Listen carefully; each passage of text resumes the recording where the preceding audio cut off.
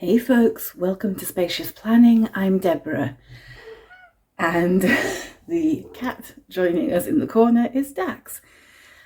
I'm here today to kind of apologize or admit guilt. So, in front of us we have, seriously, Dax not helping, no. Go on, hop down. We have basically my planner stack for 2024. A sprouted monthly, a sprouted hourly, sprouted daily, and then an Erin Condren notebook that I planned to use for work as my work planner. Yeah. So I'm going to planner hop, and I feel unbelievably guilty about it. I feel guilty for a few reasons. So I don't like planner hopping. Now, this is not, if you planner hop regularly, it is not a judgment. It's me. I personally don't feel comfortable doing it. It's expensive. It feels wasteful of resources, and just wasteful of material basically. And I worry every time I get the instinct to planner hop. I wonder, is there anything wrong with the planner? Is there anything wrong with the system? Or am I just expecting too much of my planner? Am I asking my planner to, wave a magic wand and fix all of my productivity and energy and organization? Which it's not going to do, right? No planner is going to magically fix things. You have to do the work.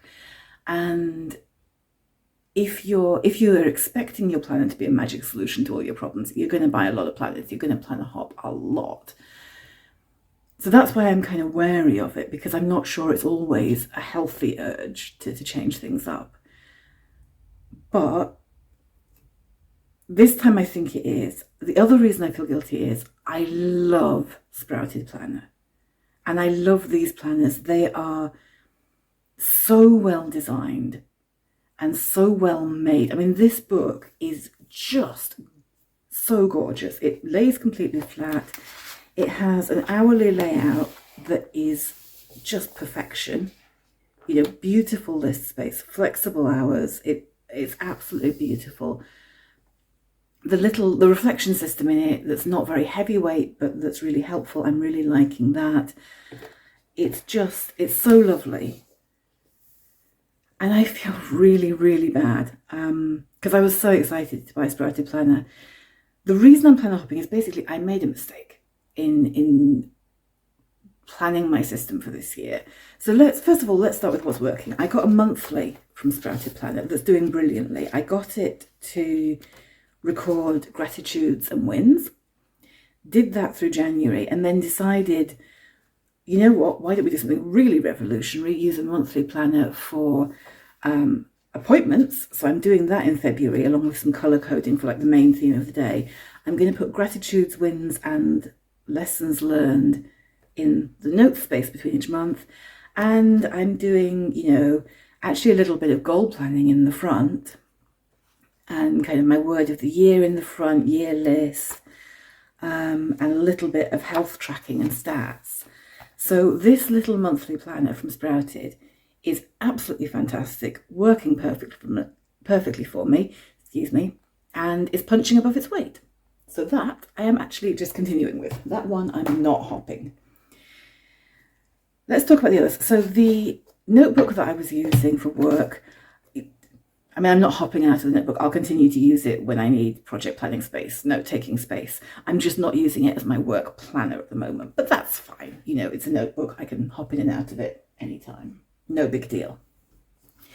These two are the kind of painful ones. So let's start with the hourly, because this one, I really don't think I was wrong to get it. I've used an hourly for 2 years in a row before this, 2022, 2023, and I used it incredibly consistently.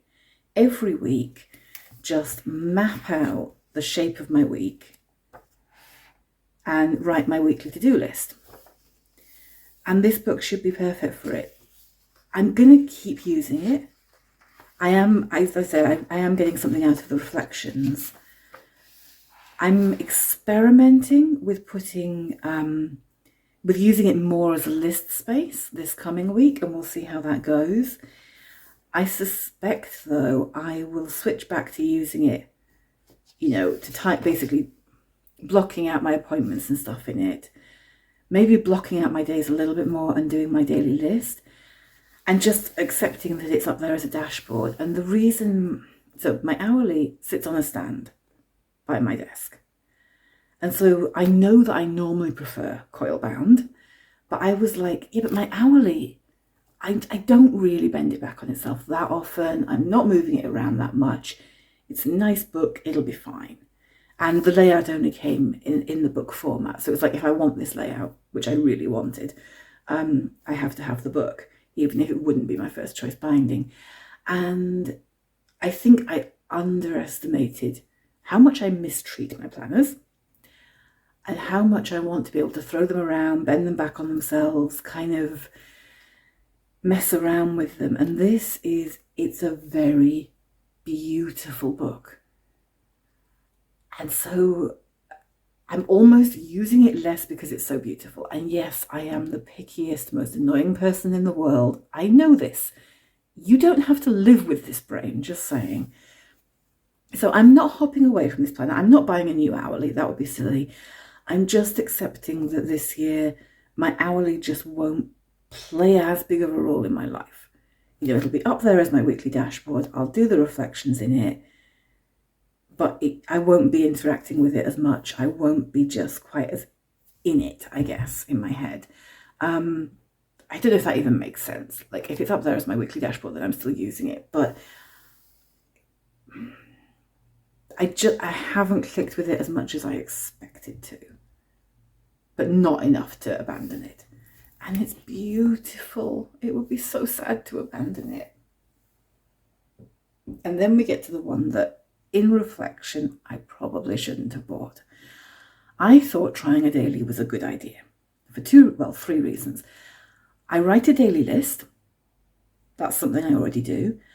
I like to do micro-journaling challenges. And so a daily such as this one that has, let's just find random blank daily page.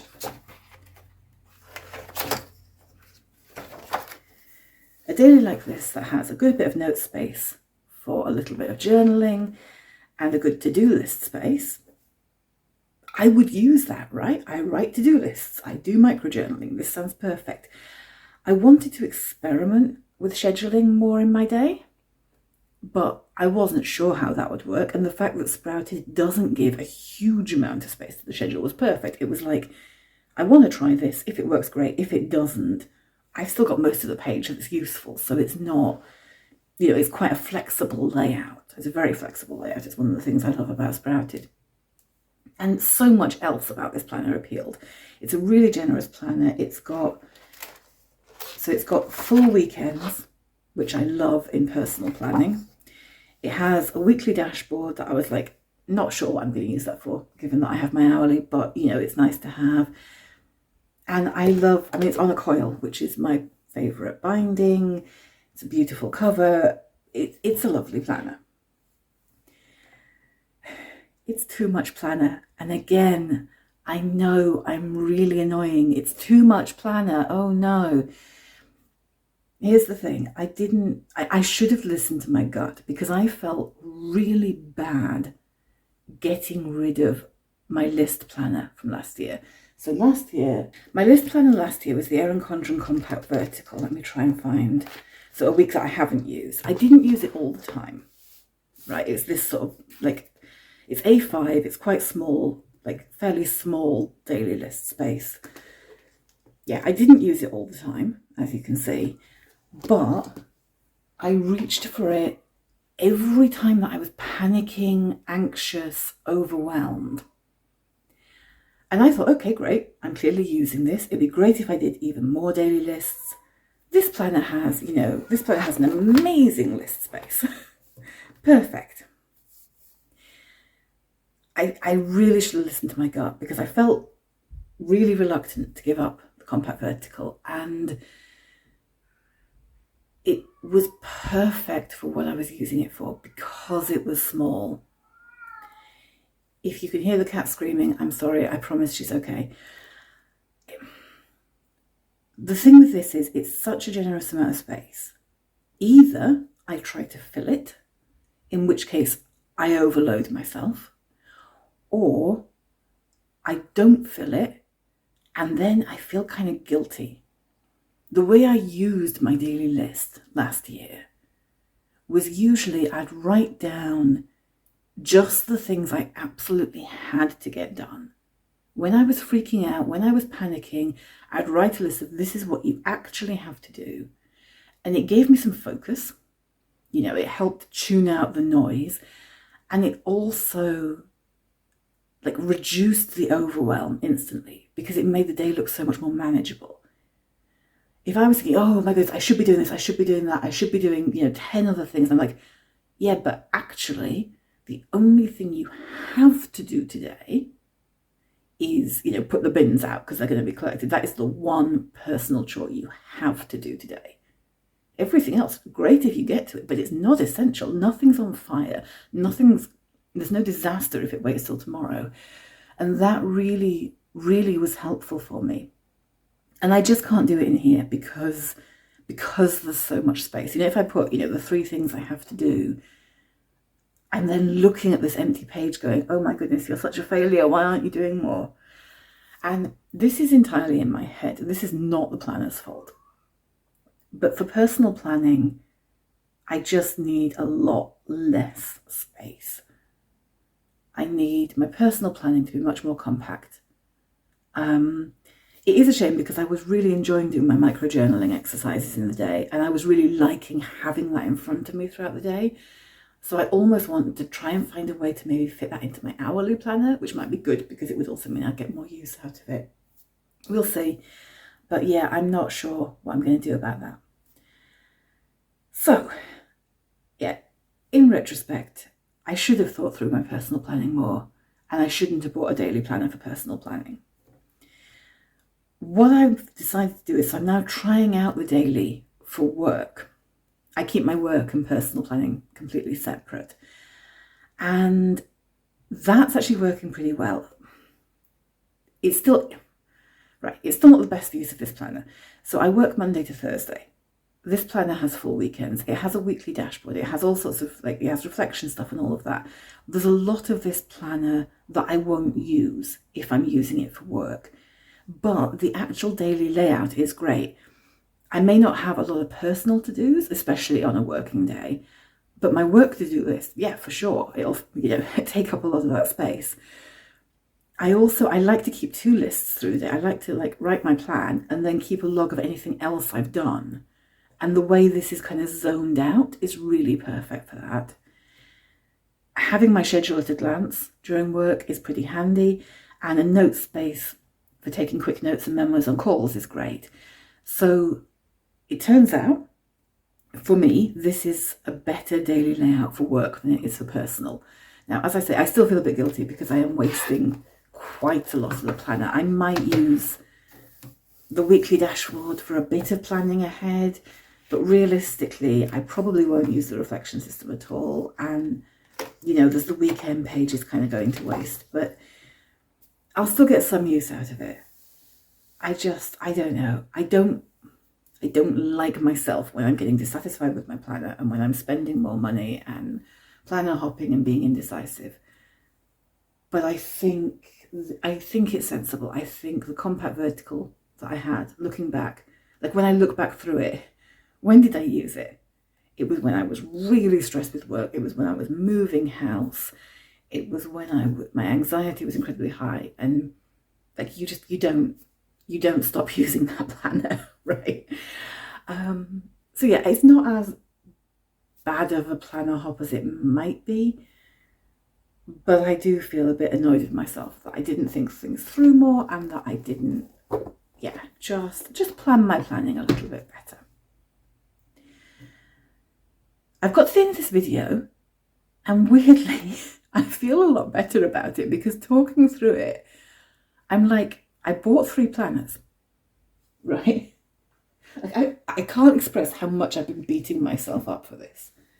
But talking through it on video, I bought these 3 planners. This one I am using very heavily. This one I'm carrying on using, you know, like I'll probably use every week in it. And I'm pretty sure I'll use the reflection system in it because I found the January questions really interesting. So I think I'll continue with that. Okay, I'm not spending as much time with it as I expected to, but I'm actually not wasting this planner. So maybe I don't need to feel guilty about that. And I have adapted the daily for work, and okay, I would probably buy a smaller, cheaper daily if I was buying it purely for work. But yeah, maybe I don't need to feel as guilty as I feel. And now I need to decide if I'm going to put this video out there because it makes me sound like a lunatic. I don't know. Maybe I sound like a complete lunatic and I'm going to regret putting this online. I think I will put it online because I don't think I'm the only one who feels like this. I saw a poll that someone ran on Instagram last year. How many people are really stressed out choosing their planners? And a lot of people answered yes. So I don't think it's just me that gets like this. And I would kind of like to have a conversation about that. I would really love to know, how are you getting on with your planner? How is it making you feel? How does making decisions around planners make you feel? And I guess thank you for being my planner therapist. I will keep you updated on what I get to replace last year's Erin Condren Compact Vertical. I might just go with exactly the same one again. That kind of feels like the safest option at the moment. But I am actually looking at a planner from So Typical Me, which has a good layout, and it would be a much cheaper option. So if I'm going to plan a hop, I might do that. I'll keep you updated on that and let you see what I buy when I buy it. Thank you for listening if you made it to the end. As I say, thank you for being my planner therapy group today. And yeah, I would love to know how you're getting on and how you're feeling. See you later.